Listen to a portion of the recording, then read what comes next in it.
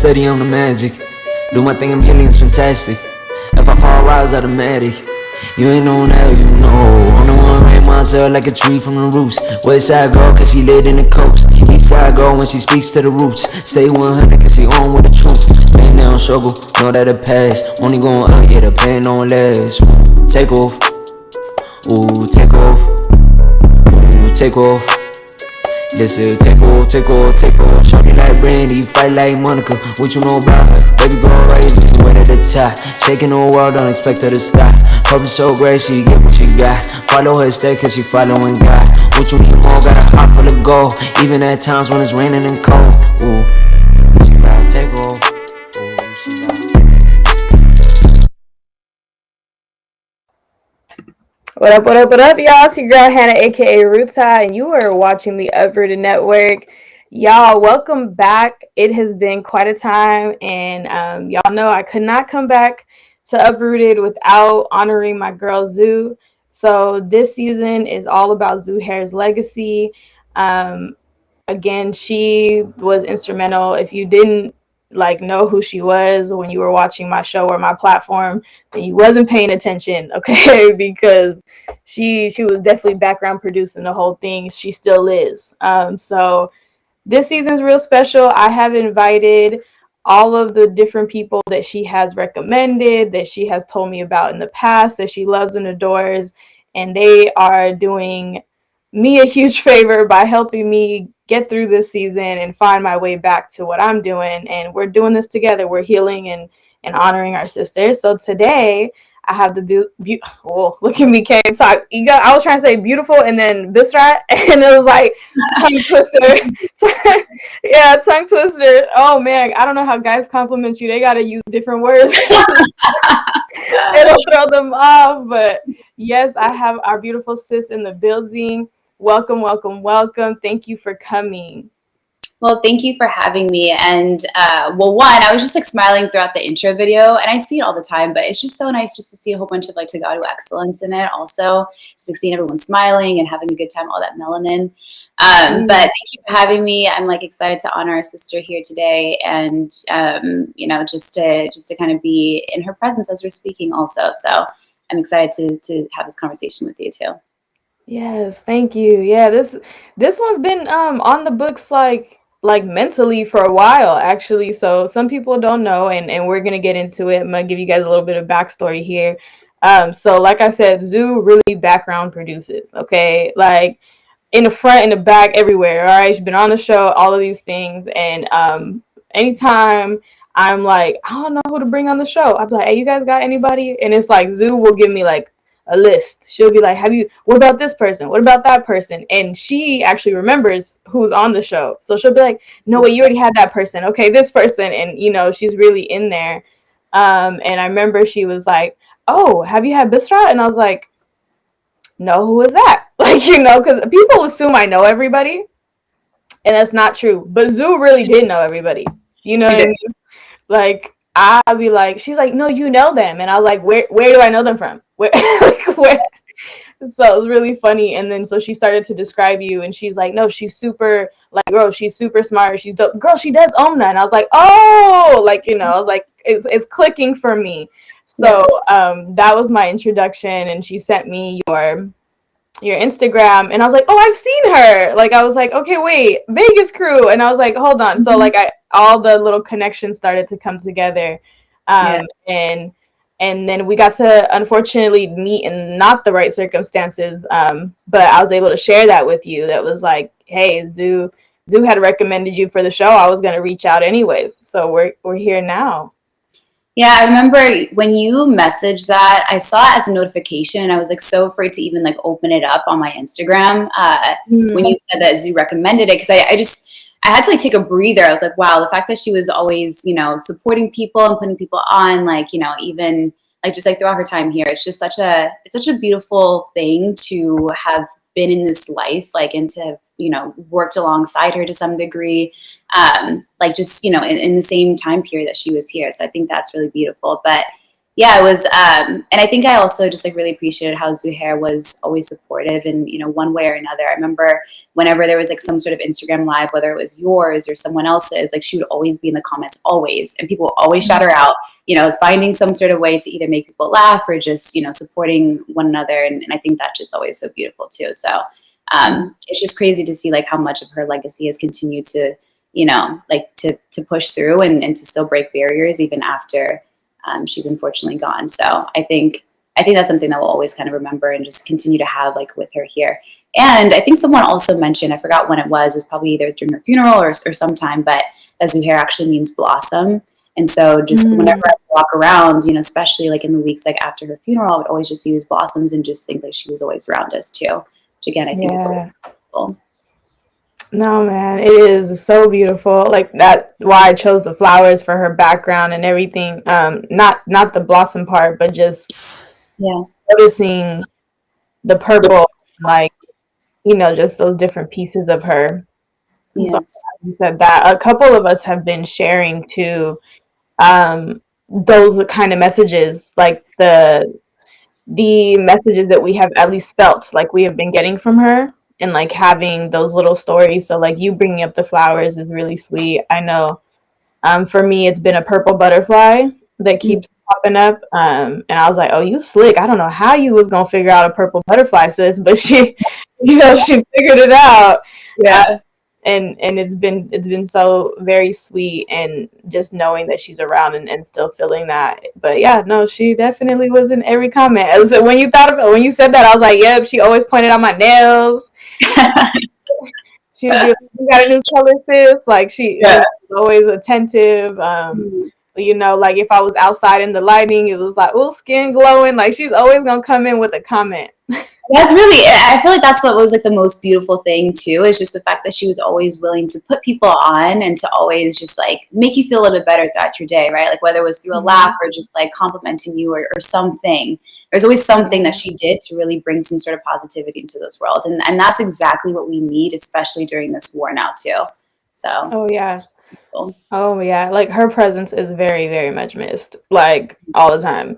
I'm like there's only certain people you can really complain with, and like vent, especially like in the spaces that we're in, right? Because we're leaders.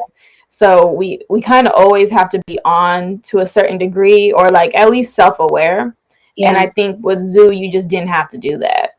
Like I've never had to worry about like, am I showing, too much, or is this going to make her think less of me? And it was like, no, not at all. Like, there was always space.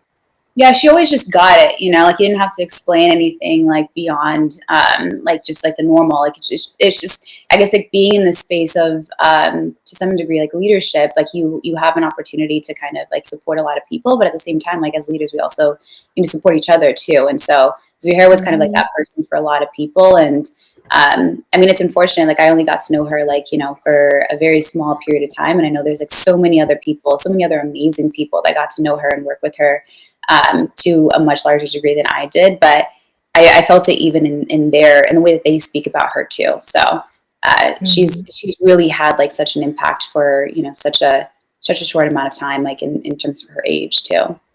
Yeah. It like always throws people off when we say how old she is, Yeah. Like, they're like, no way. I'm like, I was like, she's running circles around y'all. Like, literally. Yeah. It's like, because when you hear about like the experience that she's had and like the things that she's doing, you almost assume that she has to be like a little bit older. I didn't expect it either. I was really shook when someone told me that. I think she's like 24. Like I was really shook, just because of like the experience and like the level of maturity and the way that she was holding herself, the way that she was also just being a leader for Tri-State, but also, outside of that, just for national TPN and like all these different groups. And then also just, back at school too. So, and she's getting a master's, like there's a lot of things that, I would say like in some ways like aged her like through that, but it also was just a testament to how hard she worked and how much of a natural leader she just became. No, it's actually, every time I go through that list, it's like her accomplishments is the last thing I go to, because I know everyone starts with those, but it really is like impressive. Like I was gonna say too, when you mentioned the song, or when we're offline, we were talking about the song, And I thought you were talking about the song she sang, because people didn't know Zuher could sing. What? I didn't know that. Yeah, Zuher. Yeah, I suggested one day, I was like, if we don't have like a singer for our Lakatit, Asa Tahada events, like we can just have her sing. And she was like, nah, like she was like just totally joking around. I was like, but now that I know that she could actually sing, any videos that, if anyone has any. But Yes. Actually, we're gonna go ahead and shout out right now, Tri-State Tagaru. Okay, I know somebody got it. I know somebody got the footage. Also shout out to TPN. Okay, somebody on the team. Okay, Tagaru Professionals Network, Tri-State Tagaru. One of y'all got it. But yes, Zuher could sing. I don't know if everyone knew that, but that girl could blow. Yeah, that is that's valuable footage. Like I would pay for that footage. No, she actually sang on a song. Like one of her friends made a song, and I was so listen, let me tell you about Zuher, okay? Because she will not gas herself. Like not that she's not confident, not that she, whatever, but she will literally let you just shine and not tell you she already did that. Yeah. So here I am building my podcast, asking her to come on, then find out she has a whole podcast like that she never told us about. And we're sitting here like, girl, yeah, we literally promote everything all day long. Why would you not tell us, right? So it was that, and that was ridiculous. Yeah. And then go ahead.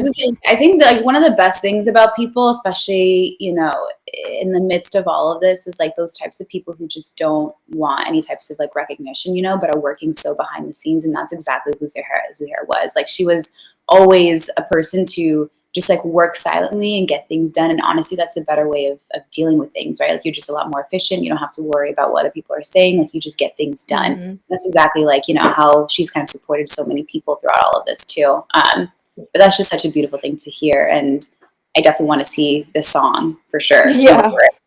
I know. I'm like, I feel like she has like an artist credit, so I feel like we can find it. Okay. But yeah, there is a song out there she definitely sang on. We had her play it for us on Clubhouse. I think there was one or two.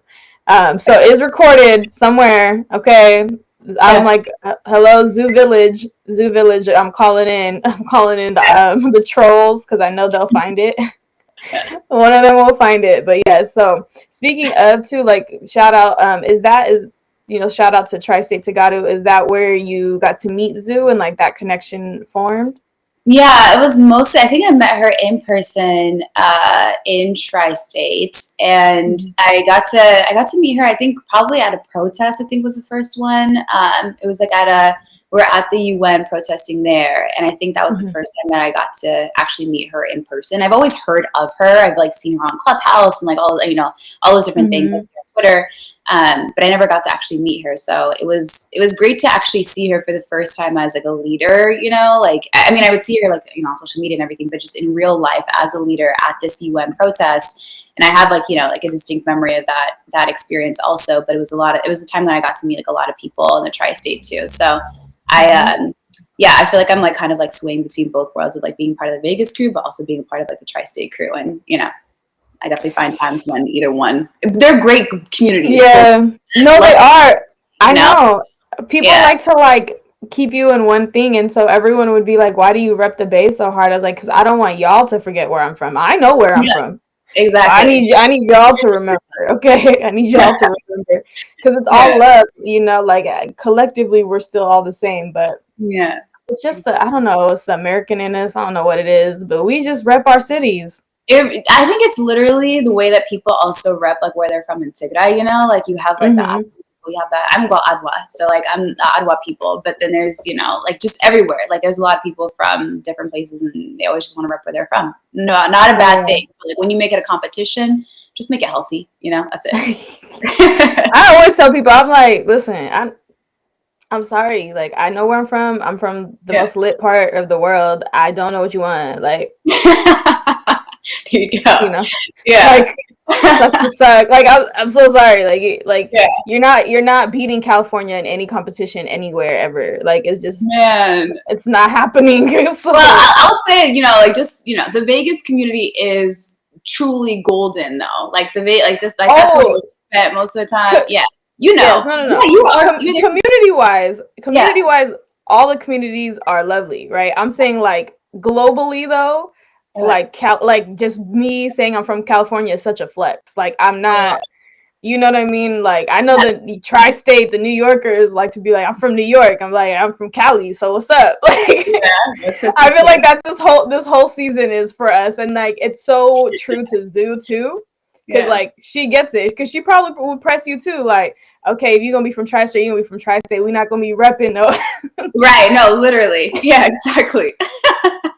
Yeah. I know my sis. Everyone always wants to talk about like she is lovely and all of those things, but she will punk you. No, for real. Yeah. And I mean, they used to call her what? New York City? Is that what it was? Probably. Yeah. Yeah, I loved it. She definitely banged New York hard, like through and through. Smoke. Yeah, literally, like Pop Smoke, like that's what we kind of like always like recognized her, like, at least for me, like the way that I always kind of understood her and like her love for New York, and like, yeah, she was truly New York, or just, yeah, New York, just no other place. New York or nothing. New York like literally. New York. Yeah. She's like, you're not from New York? Huh? Oh. Yeah. Like New York or nothing. she's like, you're not on my level. What are you even talking about? You have life problems. Like I'm telling you, like Zoo is, yeah. I'm gonna laugh at all of those things forever. Zoo is something different, and she just, yeah, she definitely wanted people, like she would welcome you, okay, but she would let you know still where you stood. So it's such a dichotomy, but I love her for it, and I see it in everybody that like it's still how we joke and get along, and it's like nobody would have it any other way. Like we're just like, yeah, no, like you gotta be able to have tough skin around this girl. So it's a good time. But she was also really, really proud of you, like, you know what I mean, and like what everyone was doing collectively, but then like individually your guys' team was like full of leaders in your own right, so that was something else I wanted to like bring out in this interview, was like she and I really agreed on giving people their flowers and like really bigging up people. And she was like, no, she's like a genius. Like, and I'm like, I don't know what that like means for me, because I'm just like, I don't know all that, but the way she probably like overhyped a little bit, but yeah, it's more of like we call you tech people, like the smart ones, be like, oh, they're we just grew. It's horrible, but this is how we, we're like, this is this camp, and they're like you gotta like be on your toes because they're gonna say a bunch of different things you don't understand, and so you just have to like, I get it because I grew up in the Bay Area where tech is normal to me, but not to everyone else. And like Zoo is also a tech person because all she does is play on gadgets all day. If anytime you're talking to her, she's clicking, clacking on something. So it was always a good time. And so I remember at one point too, she was like, girl, everybody wants me. Omna wants me. This group wants me. This group. I was like, okay, relax. So everybody wants you. We know, we love it. But she was always impressed with what you were doing. And I know she was helping or wanted to help in some capacity. I don't know how that worked out, but do you want to speak on the beautiful work you do in the organization? Yeah, so I guess we could start off with Omna first. But so I like lead marketing for Omna and Omna Tigray. And for those of you who don't know, it's a nonprofit organization that's been supporting the people of Tigray really since a month after the war began. We started off focusing a little bit more on like the digital advocacy space, so working a lot on like different social media campaigns and those things. And then after some time, we started kind of expanding our influence with a little bit more partnerships with different organizations. So you can think of like different NGOs, you can think of a lot of like human rights organizations, also a lot of like, groups like Me Too. We had a recent interview like a couple months ago that was focused on just like sexual violence, like during the war and things of that nature. So there's a lot of like different groups that we've been like able to connect with, and there's a lot of really beautiful people that we've also been able to meet. I am very privileged and honored to just like be in this space and work with so many really great people, that are non-Tagadu, but also just like on top of that, it's like the Tagadu that we get to work with and get to meet throughout this entire time also. And that's like, a lot of the ways in which I've like been able to support and work with Zuher.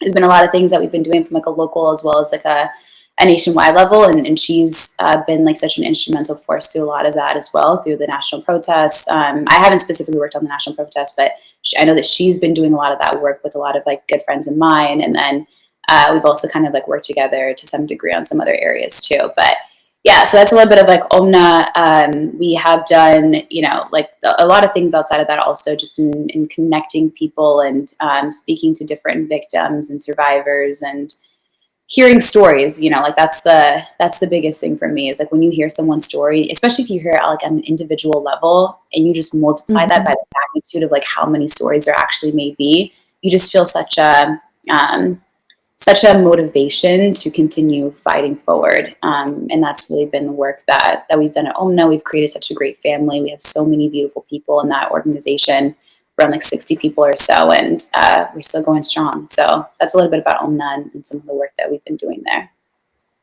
Man, no, it's been a beautiful journey to watch. I think I've been in a very privileged position to be highlighting all the different organizations, and just amplifying, and I get to do the fun job of like giving people their flowers and being the kind, loving space and the healing space for everyone, and getting to watch like things blossom and change and grow and the evolutions of stuff. So I remember, the trajectory of like, oh, here's a new Instagram page, I'm like, oh my God, because it was like overwhelming. I was getting like 100 pages a day, and I was like, it's like, who's actually running things? Like it was very hectic. And then just going from there to like seeing just how you guys rallied to like pull together, right? And create some type of central structure, because that's one thing that like was always lacking. I was like, what is structurally like going on for people? So you get to see the trajectory, you get to see the growth, and see you guys go from that to, hey, here's a fully thought out like resource and tool and website, and here's how we communicate. And like I think that it's so hard to understand what that build feels like. And so that's something that we recognize, and I know for a fact that's why Zoo wanted you on the show, because you kind of had to just jump in, right? Like you didn't have a plan to start doing all these partnerships and doing these interviews and all of that. I'm sure you guys are like everybody else, like, yo, what's going on? We need to get news out there. We need to spread the word.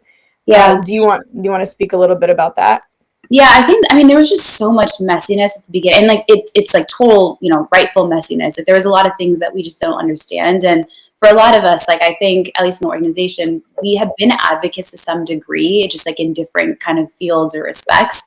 And so now it's just like really bringing the advocacy like straightforward to Tigray, like at least like a majority of us bringing it straight to Tigray and like all working together for this one focus. But I think like there was just so much messiness. Like something that I'd always say, like during, a lot of conversations with new partners, is like there's never been a genocide playbook. Like we don't know like what to do, with like how to handle a whole genocide. Like there's a lot of things that just don't make sense, and there's a lot of different partners that we need to kind of like work alongside to really figure out like our way and direction. We're still figuring it out. I don't want it to make it seem as if it's like perfect, because we're not there yet. I don't think we'll ever get there. Because it's a very messy international system also. But at the same time, like we're kind of just like figuring our way through. We built like a pretty solid structure just in terms of like different teams and groups that are part of the group as well. And I think one of the things that we were very cognizant about since the beginning, and you probably also still see this now, is like most of us just didn't want to even like we wanted to kind of keep the founders and like the people that are part of the organization as private, just because it was never about us. Like we're fighting for the people of Tigray, And so it just like we never tried to kind of make the focus like on us. It was just the work and making sure that kind of speaks for itself. And you have all these people behind it actually pushing things through. So one day I'm very excited to actually just give like our, people their flowers, because and I try to do as much as possible by kind of like recognizing them through our chat and everything. But I think it's just such a beautiful thing for so many people to just work alongside each other in this fight. And I know that we're kind of like in this, you know, period of like not really saying thank you to each other because these are families, but it's just such a beautiful thing. And I'm just like super grateful to have all these people kind of like working alongside us and in all of this as well. I think one of the greatest things also about this as this organization is that, you know, when there's something new that we just don't know, we'll reach out to people who can help in informing us, whether that is Tagadu, non-Tagadu, whoever. But I think one of the things, like, you know, at the very beginning that we got a lot of feedback around is, you know, people were saying, well, hey, you're not focusing too much on the Europe community. You're not focusing a lot more on like the Kunama communities. Why is that? And we took that feedback in. We said, all right, let's cool. It's just like, let's see if we can bring some folks who are of those communities. And from there, we created some decks and, you know, kind of like helped informing not only ourselves, but just like the outside community. And then outside of that, we continue to focus on those communities to this very day, whether it's privately or publicly or however. So I think those are sort of just like some of the ways in which, you know, like we've really built such a beautiful team here. And a lot of us are just like sharing new ideas and working alongside each other and, you know, kind of giving the feedback and continuing to just grow. Outside of this also, you know, it's like we are building a group of Tagadu who, you know, will like just be excellent in any kind of way that they possibly can. So, you know, I get a lot of opportunities, like just like through the tech industry or like through some other, you know, groups who are just like sending things along to me. So I'm just extending it out to other people. And then that can also be said for others who are just like sharing opportunities and making sure that we're one day in positions of leadership and power where we can really push things along in the ways that we want to see fit. So, yeah. No, it's beautiful. It's beautiful. And it's true. Like, so I studied organizational leadership. That's my master's. And so I literally would come in and around all these groups and I was like, all right, y'all should maybe think about, you know, a couple of these things and try to suggest just some strategic thinking and like it's okay to not have answers, right? Like I think that we all don't have them. Like it's just we're trying to figure it out. We're trying to pretend like we're the adults in the room that have it together. Like, you know, newsflash, children, we don't. Okay. I think they've known for the last couple of years, but you know, just in case they were wondering, still figuring it out. But I think like the part that was key to me was like being able to see the structure that you were talking about and like, hey, let's put teams together. Let's like divvy up the work. Like, let's work smarter, not harder. We don't have it, but if we have like a process for how we get things solved, then we can move efficiently, right? And I think that goes back to like your just overall knowledge. Like, so before you were, you know, an advocate, right? And having to do so much of this, what were you spending your time doing already? So so also just really quickly before I go to that question is like, you know, something that I also find really helpful is just like always maintaining curiosity, right? Like as long as you're, you know, we are all, like you mentioned, like we're all going through this like with no answers. And so we're just trying to kind of find our way, but just being curious and reaching out to the right people, even reaching out to like, you know, like different organizations, other Tagadu organizations has really helped in kind of figuring out like what path we really want to take here. And it also just like makes for a much more, I guess, interesting, like, you know, life altogether, just like by being curious and figuring out like, you know, who's doing what and how they can best support. But outside of this, I was doing other advocacy related work, specifically focused around mostly underrepresented groups within the US. And my particular focus was really around Black women. So I started doing some of That's recommended you. Okay, it's coming together. Okay, like I'm having Zoo. Let me tell you something about Zoo. You know, for the rest of life, she's still gonna be connecting people because she knows. 100%. Yeah, I mean, the way I mean, like it's it's kind of ironic, but like I guess when I was even at the funeral, I was just thinking about how many people were there. And I mean, that's where I got to like meet you officially in person. And then like there was like so many other people that I got to meet there. And then now we have Zoo Day that's coming up very soon also, and like that's going to be another opportunity to meet a ton of people. It's just always like it's always going to be connecting people in some way or another, and that like is for sure. But yeah, so I was doing a lot of focus on like Black women. I mean, I still focus on Black women. But I was doing that like back at Georgetown. So I went to school at Georgetown, Washington, D.C., did that for 4 years, focusing on like management, leadership, and innovation. And then I was a minor in justice and peace studies. And then from there, I moved over to the Bay Area. I work at Google, and I focus a lot more on like just working with apps and games.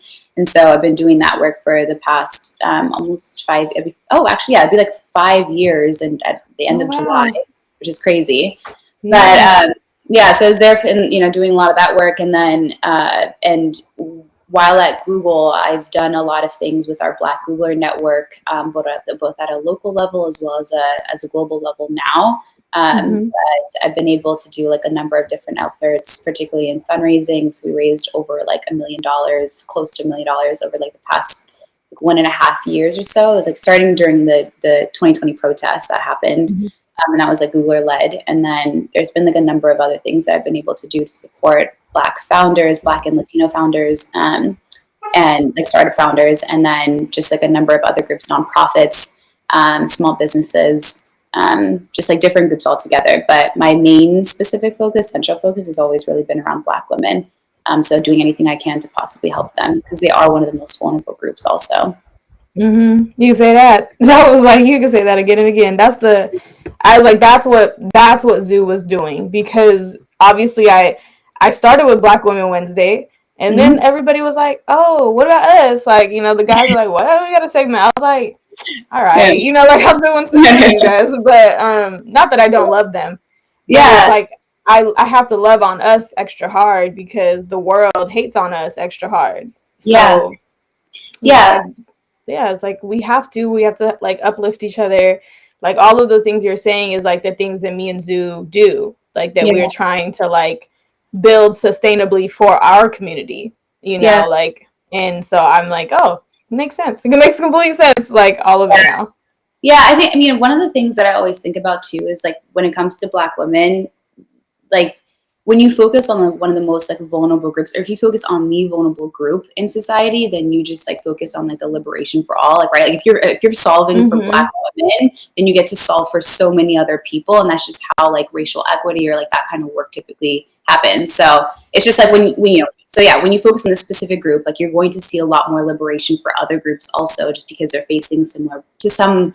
Like they're facing the same kind of like systemic issues, even though like it may be different based off of like the audience that you're actually like working alongside. But it's just something that like, I always kind of think about, and that also applies for Tigray, right? Like when you focus on Tigray women, especially in the case of like sexual and gender-based violence and a lot of the other atrocities that have happened to them, and separation from their kids, and just all the different atrocities. You're going to create like a much better society for the rest of Tigray by specifically focusing on that group. I always tell people the math is real simple here. Like, who's the most oppressed? And I was like, and like if they can't, like if they start debating there, I'm like, all right, hold on, we got to start the conversation back a little bit further, but once we get clear on if you really want to go through layers of oppression, like who is getting the most oppressed, right? If you uplift the most oppressed, that means everything that was oppressing them has to go away, which means you automatically benefit. Like exactly. Automatically. I was like, it's very simple math. Don't overcomplicate it. Like, because people will start to overcomplicate shit, and it's like, it's not overcomplicated. It's really not. Don't do that to yourself. It's very simple. Like, keep it simple.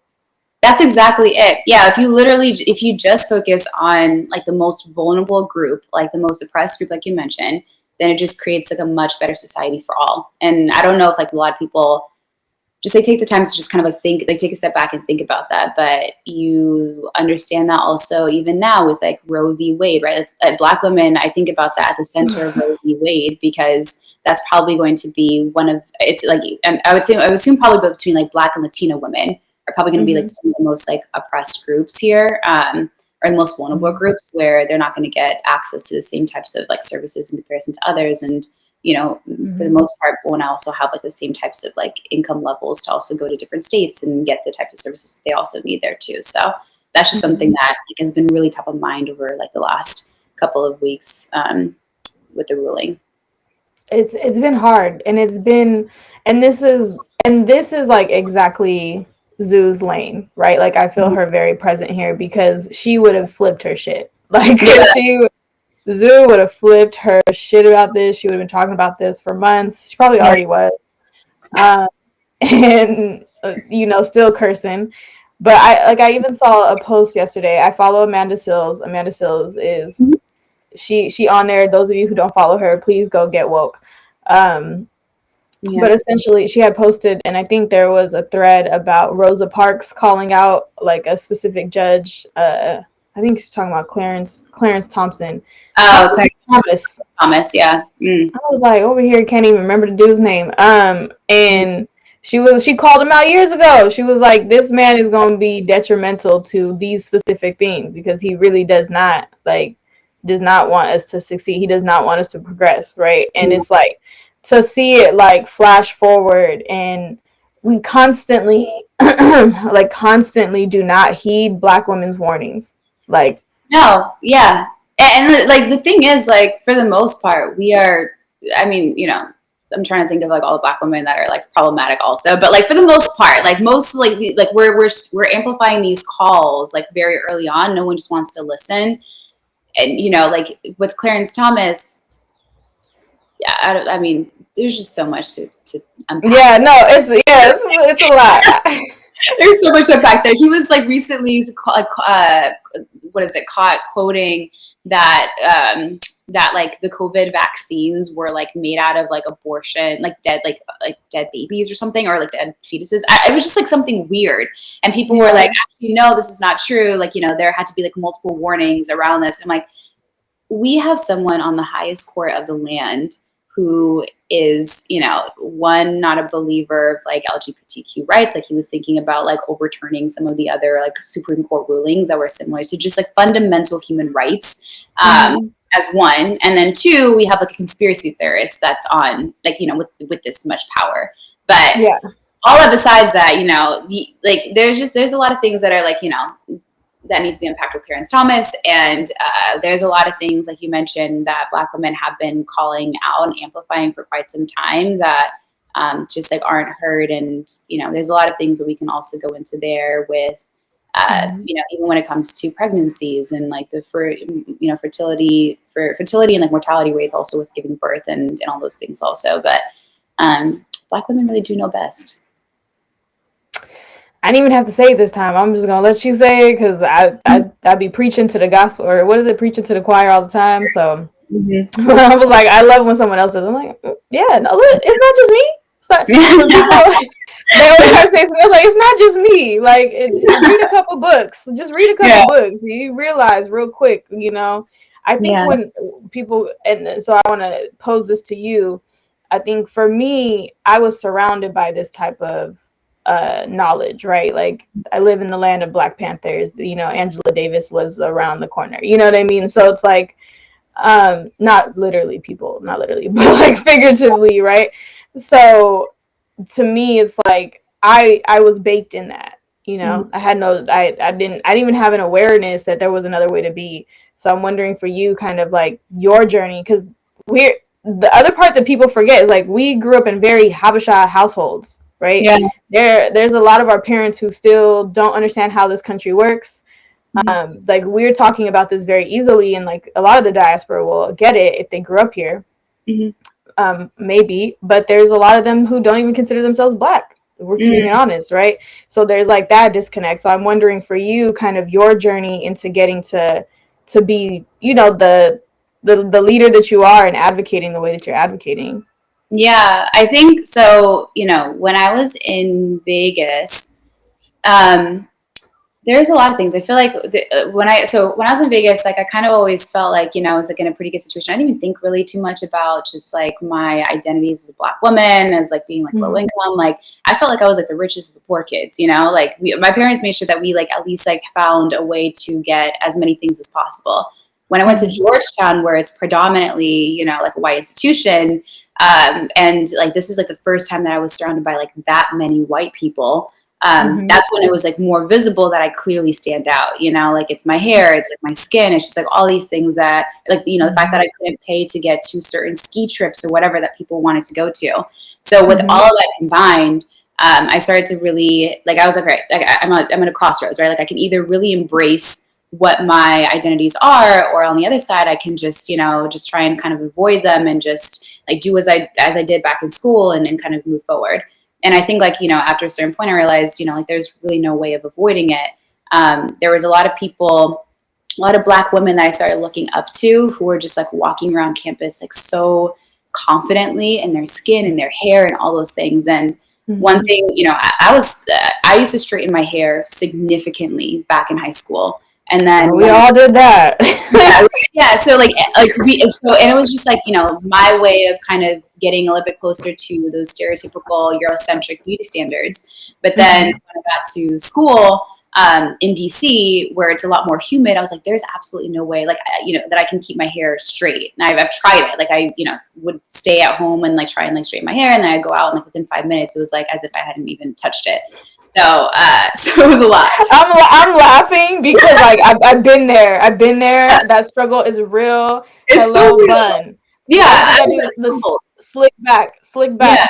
No, yeah, I was humbled so quickly. So with all that, I was like, all right, like, you know, there's really, like, it's kind of like the world telling me that, like, it's time for me to accept my identities. And I took a lot of advice and, you know, just like conversations and all those things with a lot of other Black women who've kind of like helped in paving the way for me. And I thank them to this day. You know, like, they were seniors at the time, like when I was freshman or a sophomore. So that really helped in shaping my journey. And then all of that considered, like, my Tigrayan identity has always just kind of like stayed with me, you know, like just throughout my entire time period, like my life. So whether it was like through music, that's been like one of the biggest things, honestly, and just keeping me like really focused, and also kind of motivating me just to be as I am. But that's been like a really big thing in my life. But outside of that, I think those are all the things that kind of just like helped in spiraling into like how much of an advocate I am now. Cause I've been through that. I've been through all of those different issues of like self-acceptance and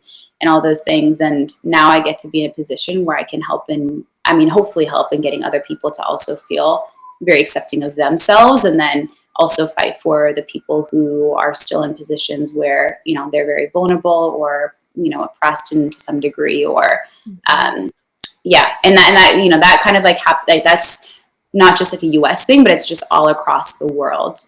Before I was doing it for mostly those that were within the US. Now I've kind of extended my work to those that are within Tigray, those that are within Haiti, those are, you know, the Africans that are fleeing from Ukraine. So there's been kind of like a number of communities, but at the very center is really just those identities that still stay core to a lot of that. Yeah, no, it's I was drawing a lot of similarities in terms of the process. I feel like college is a very pivotal time for people. And I tell people, like, look, college is not for everyone. So I'm not telling you like, yes, you need to go get a degree. But I'm saying that time frame when you're like away from your family for the first time, you're away from your community, right? Yeah. Like, just what's normal to you, you really have to grapple with like, wait, who am I outside of this context? Yeah. You know, and that journey is really real. And I think for Black women, sometimes that learning curve is hard. Like, actually, I want to hear about your experience too. I want to like, because I feel like they are very similar, but like I'd love to just like get everyone to kind of feel like what you've been what you went through. Yeah. It was very confusing. It was a very confusing childhood. Like, we're just lost. The Bay Area is a land of immigrants, is what I tell people. I'm like, you know why you get the most creativity, the most innovation from here is because everybody is different. Yeah. So you literally have no choice but to think differently all the time, right? Yeah. If you allow yourself. Some people find their ways of, you know, staying very, you know, exclusive. Yeah. But it's hard because you can do that as much as you want, but you're going to go to work and you're going to be in a different setting. You're going to go to school, you're going to be in a different setting. It's just, you know, I think trying to assimilate when nobody is the same is like very difficult. So I think growing up, luckily I had older girl cousins who I got to just spend the weekend with. And I think we all kind of were just like, how do we do this? So we went through the tomboy phase, we went through the this phase, the that phase, whatever phase. Yeah. And we were all just joking and we're sharing stories about understanding and grappling with our Black identity because there was so much animosity. And I have an episode on this so people can go back and watch it. It's like Black on Both Sides. And it was with this cousin that I'm talking about now, and we were talking about like we grew up with a lot of hate. Like there was a very intentional separation of like, no, you're Black American, you're African, you know, and wanting to separate us. So for a long time there was like kind of that back and forth of like, we're Black too, like what are you talking about? And so we're just like arguing about what it is to even be Black, like what does that actually mean? And changing that identity, and then going to college, and I joined a multicultural sorority, and grappling with that too. But it's like I always just got along with other first gen people. You know, I was like, no, you get it.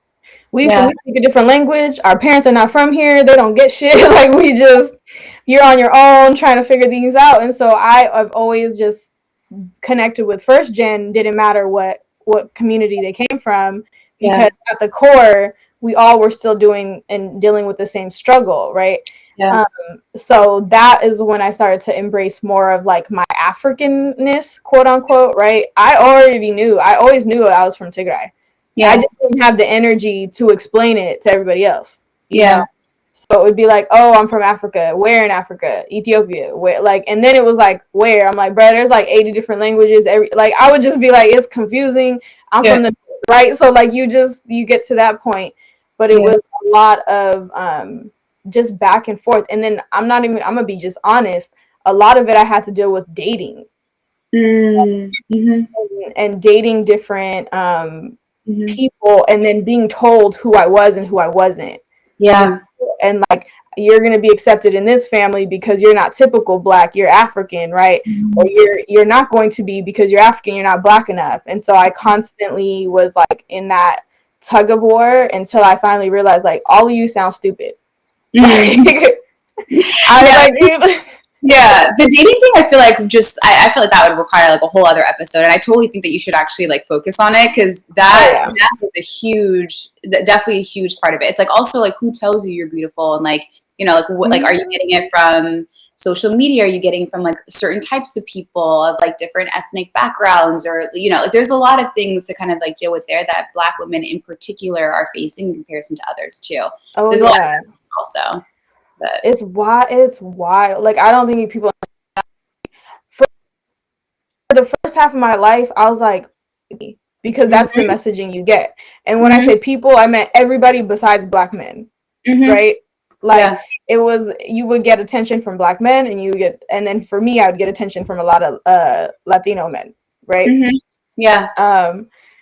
Outside of that, it was not happening. Like, they might look, they might whatever, but they weren't gonna holler, they weren't gonna whatever. Nowadays, it's completely different. Different. Everybody's for everybody. Like, it's like, I'm like, did you just, huh? Like, you know, so it took, there was so much like unlearning, relearning, like it was awful, like just trying to like be enough for anyone. So yeah, I definitely have plenty of experiences that I can share. Somebody was talking to me yesterday. I was like, girl, my dating life is like Insecure. Okay? Just I swear to God, I had and my girlfriends will laugh at this, but some of y'all men, just know y'all had nicknames, and they were Insecure themed nicknames. Everybody was a different bae. So it was okay. Yeah, you know what season I'm talking about, where everybody was like this bae and that bae? Yeah. So people who have not watched Insecure, I'm so sorry that you didn't enjoy your life for the last 5 years. I don't know what you're doing, but like, go watch that and you will understand, and you will laugh harder at this because you will understand what a joke it has been.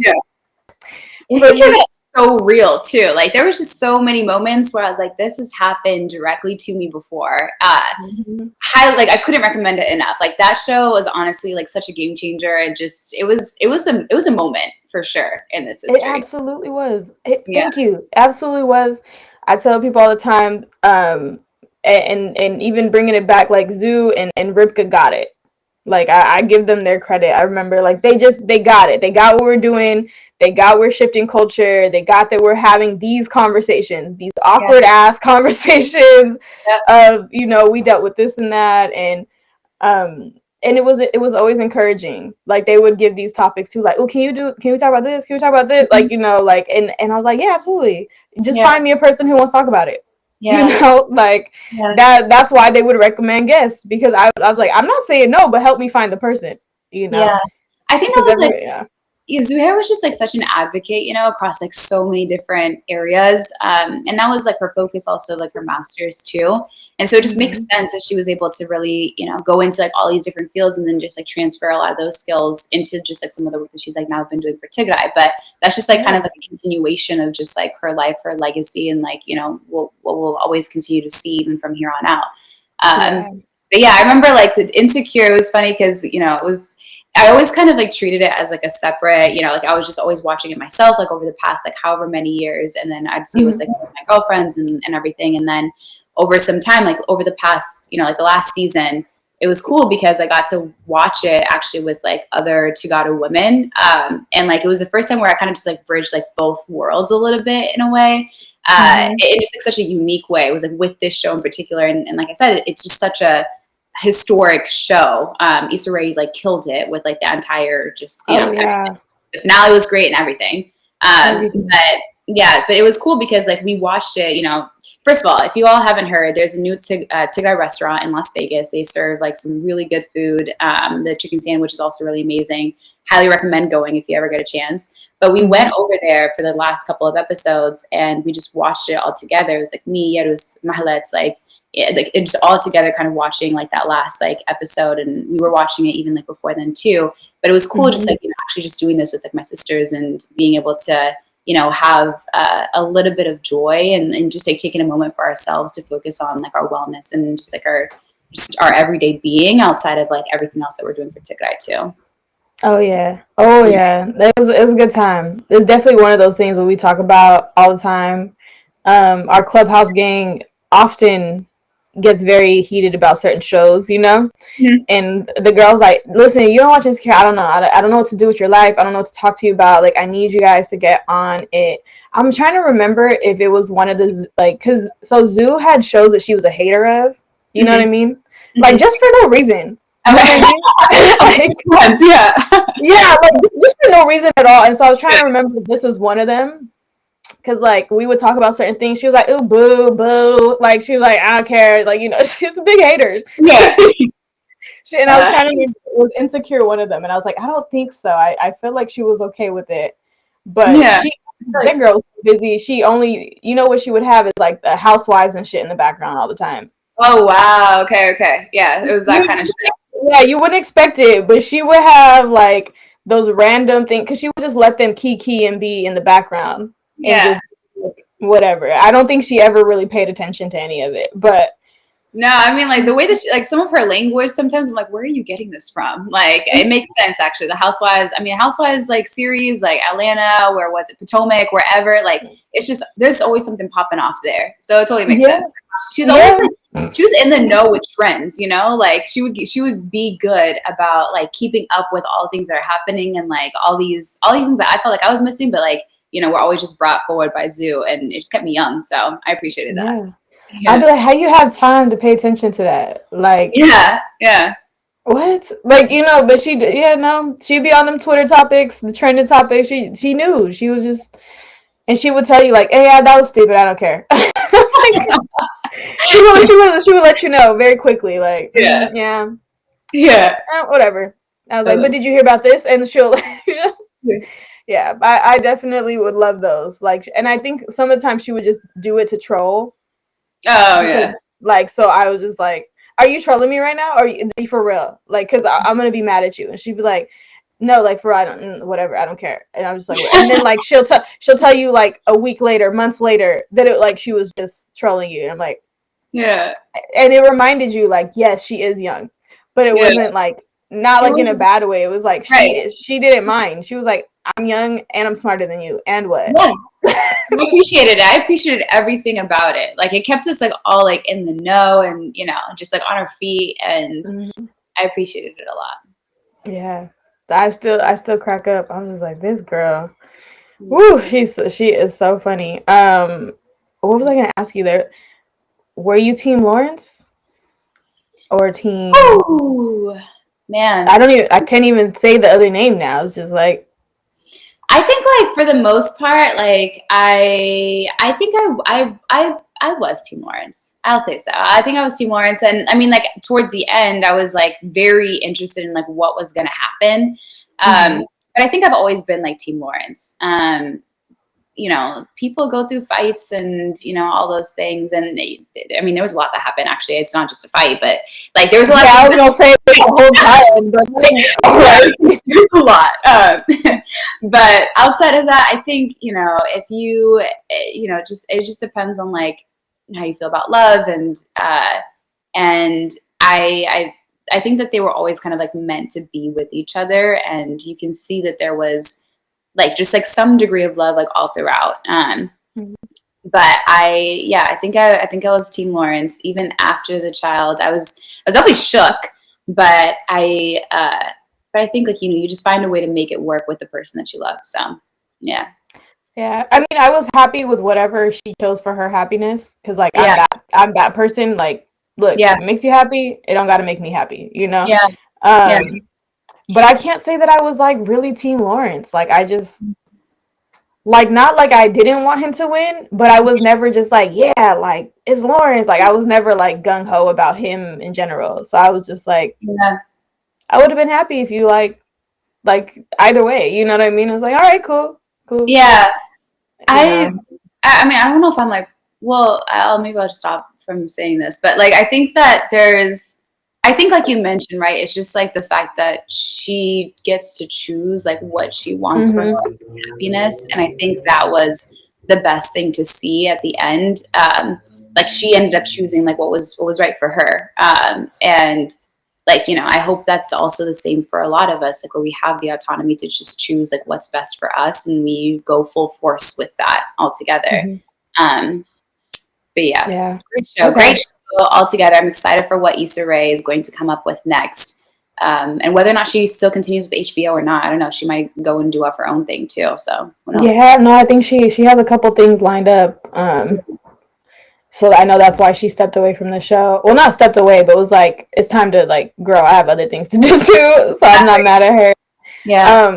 It just reminded me, because I was like thinking the other thing that people didn't really know about Zoo is her relationship views and ideals and stances, and a lot of that comes from like her parents' relationship, and very rooted in her Muslim faith, you know. And it would crack me up. She would be telling all the grown people they dumb. Like, I'm telling you, like, she would be like, listen, no, you guys, no, y'all crazy. Like, this is what I'll say. Zoo's like that. She believes in love. She believes in love. And I don't know if she would have been Team Lawrence, because she probably would have called him a sucker, to be honest. No, she would have been big hater energy. Like, he's a sucker, like, da-da-da. She would have been roasting him. But she also was a real, like, true, like, softie and sucker for love herself. And, was she like romantic, or was she like, would you say it was different? I don't know about hopeless romantic. I think she had a very realistic view of the world that we live in, and she's also from New York, so she has seen and you know, experienced and been around plenty of not healthy relationships. But she was very adamant about, like, she wanted a wedding. And that is a newsflash to all Tagadu people. Like, she was very adamant that she wanted a wedding. And she would not be shy about telling that to us all the time. Like, you guys, hello? Like, you're not getting any younger. Like, she was just... She's very... A wedding to go to, or like a wedding for herself? Oh, a wedding to go to? I mean, hers is already, like, whatever, you know? But she was like, you guys, I already have suitors. My parents already got that figured out. Like, don't worry about it. Like, there was no problem. Like, Zoo was not gonna have a problem. It was like she wanted everyone else to get married, and she was tired of our generation not like believing in love and committing.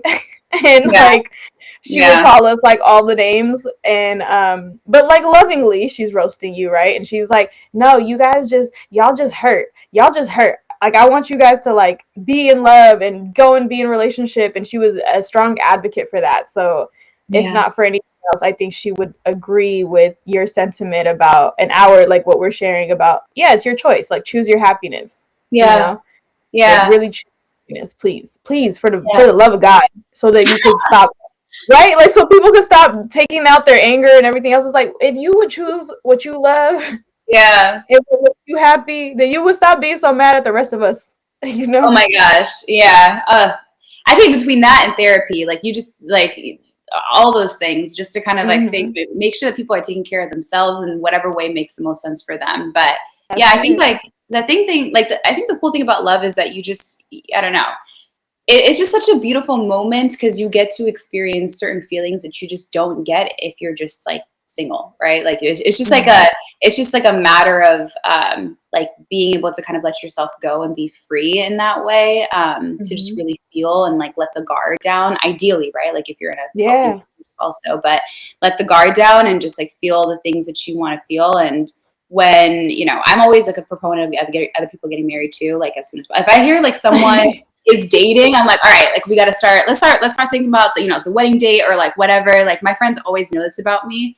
And I'm just like so excited because it's just like the next phase for someone else's journey, you know, even though like we're, you know, they're not there yet, but just the next phase for someone else's journey that you get to just be a part of in some sort of way. And like it just helps them kind of fulfilling like their own happiness to like the highest level. And I think that's where, you know, I've just always been so excited about other people's wedding. And I'm assuming like Zuher probably was the same way in as well. But just like it just helps people in growing when you just think about marriage and just, or being in a relationship, just period, right? Like just growing in a different way and like feeling some sort of like level of happiness that we always want to see from all of our friends and family and everything too. So I think it was just like her next level of wanting to support and to see other people just thrive. Yes. No, she really did. And I'm telling you, it's not that everything was perfect for her, but she would always say, also a proponent of therapy, that she had done her work, right? She had really done her work. She was focused on being better and doing better and showing up better. And she would always say, like, no, I'm excited for love. I'm excited for marriage. And she was like, my husband is going to have the best version of me ever. Like, he's going to have the version of me that nobody else has had, because I'm not going to be this person. And I would always be so proud of her, because I was like, hell yeah. Like, when you've been through some stuff and you can get to a place where that's how you speak and that's how you show up, it's like, it's so amazing. And I was always so proud of her. And so I was like, yeah, because that's what I say too, you know, and that's my little sister. And I was like, see, listen, we don't have, like, I would be like, there's hope. I said, Zuzu, leave these old people alone. I was like, leave these old people alone. They gonna find therapy on their own. I am invested in the youngers, because y'all still got some time before you get messed up. You know, we could save a couple more of you. And she was so funny. So I know that for me, Zuhair's legacy is about love in all of its forms. Right. And I think even through this conversation, it has been, right, because in any part of our life, we can still see how like Zuher would have brought love and light into that even further. And you know, something we always say, and how we like to end here, is on legacy, right? And we know Zuhair's legacy, so now it's your turn. Now it's our turn, right, to uplift you in the legacy you want to create. So here's your last question, girl. What is it that you want your legacy to be? I think, I mean, everything that I've done, you know, up until this time, and something that I've also just like taken from my parents, especially like my dad, is being able to support others in one way or another. Sometimes it's connecting people, sometimes it's just loving people, like you mentioned. Sometimes it's also just being able to, you know, find ways to help them excel in their careers or whatever. But I think when just like supporting other people, like if I could be remembered as someone who supports others, that's just like even more satisfactory than I could possibly even imagine. So, you know, don't always hit me up, you know, like that's just another thing, but like, you know, but for the most part, you know, you gotta put a caveat. Yeah. I'll always make time and space for other people. Especially, you know, like anyone who's going through anything, and I'll try my best to support in one way or another. This applies through work. This applies just through friendships. It applies through so many different aspects. It definitely is also something that's also through anything related to Tigray. But I definitely I've been able to support a good amount of people so far, and I hope I continue to also make others proud in that way, in that regard too, moving forward. That's beautiful. That really is. And I love that for you. And I know that it's already true. And like, it's so nice for me. Like, I don't even get surprised anymore with this question, because I think we're just so used to downplaying our achievements.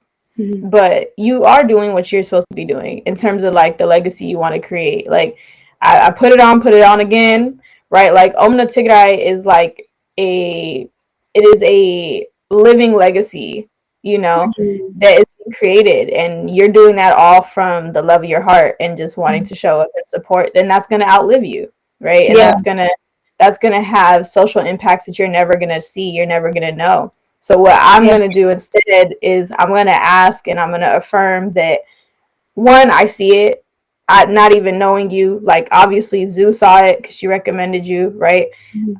What I'm going to ask, and when I ask my audience and when I want to ask people who know you, who end up watching it, because, all your fans, your friends are going to support, is do me a favor, and I want you guys to take a second out of your day to know and to let Bserat know how she has supported you, how she has showed up for you. I want y'all to love on her. I want you to send her some words of encouragement, because I feel like I know that's been happening for me over the last month, and it's been so helpful in this healing, right? To just like keep like not asking for it, but just randomly people just keep telling me different things of how I've shown up for them, or how I've meant some things, and I want that feeling for you too, because I know that it's happening. Mm-hmm. I know that you're showing up and supporting people. I also know that people are going to get really blessed from this conversation, because I'm sure that, like, seeing another Black woman, who's doing it, who's been on the journey, who's continuously working, is always going to be like just amazing for someone, like some little girl is going to see this, and you have supported her because she knows you exist, right? Mm-hmm. So I want everyone who watches this, who knows you, who doesn't know you, to reach out and just show some love and just let her know what impact she's made, because I don't want you to not know, or to wait until 10 years into it and you're just like, oh, let me give her flowers. No, give her flowers now, because we all deserve, and it's not easy to show up as the leader and the healer and the champion and this person and not get that love, or like just know that what you're doing is actually working. I mean, I also just want to take a second to also just like give you your flowers too, because there's like so much that you've been able to do through like the Uprooted network. And I've seen it also just, throughout the time since it really began, like going from IG lives to, creating like the Black Women Wednesdays, and then now like moving over to the men, and just like finding a way to manifest Mondays. Like there's like so many different things that you've been able to do like throughout this time that has really supported everyone's kind of wellness journey in some way or another. I feel like at least for me, even though we didn't know each other even before then, I would look at your your videos, and I would always just kind of like take a second to remember that I had to focus on my own wellness, and that's always helped me to some degree, like moving forward also. So I can only imagine, if I'm just one viewer, like all the other viewers that you have, like how much you've also made an impact just by being present and like giving your time and your energy to everyone else also. So I want to give you your flowers. Just like the flowers that are like behind this, the screen right now. The screen, yes. In honor of Zuher, but I think that's just something to also recognize. And as we continue to move forward, it's something that I always think about is just how we will always continue to rise together, right? Like however best I can support you, you let me know, and I'll let you know if there's anything that you can do to support me as well. But and that applies to the audience as well. Like we rise together, like us Tagadu, especially in this moment and in this time now. Nothing else is more important.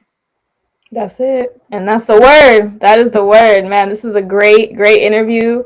I appreciate you so much for coming, like, and that we were able to make this happen, and that like I know Zuher is on this and just smiling and happy because she gets to watch it before everybody else. She always been trying to be the first one anyway. So